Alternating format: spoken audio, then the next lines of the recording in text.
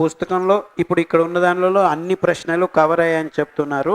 Cancer, lymph cancer, రక్తపు cancer లిస్టులో ఉన్నదాన్ని వాడండి. స్పాండిలైటిస్, కుడి భుజం నొప్పి, నడుము నొప్పి, C4L4 అని 2 పట్టీల్లో ఉన్నాయి, దాన్ని వాడండి. తల తిరుగుడు, ప్రోస్టేట్ ప్రాబ్లం అనే పట్టీలో ఒకటి ఉందండి. తల తిరుగుడుకు 2 కారణాలు ఉన్నాయి, ఉదర సంబంధ కారణాలు, నర సంబంధ కారణాలు. సో మీకు చాలామందికి తెలిసి వస్తుంది నర సంబంధ రోగమా ఉదర సంబంధ రోగమా అని. ఉదర సంబంధ రోగం అయితే గ్యాస్ట్రిక్ అని ఉంది, దాన్ని వాడండి. నర సంబంధ రోగం అయితే నరాల సంబంధం అని ఉంది, ఆహారము, కషాయాలు.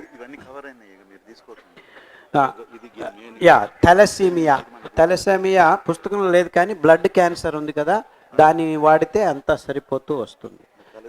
థాలసీమియా ఉన్న వాళ్ళు బ్లడ్ క్యాన్సర్ పట్టీలో ఉన్న ఆహారము, కషాయాలు వాడండి.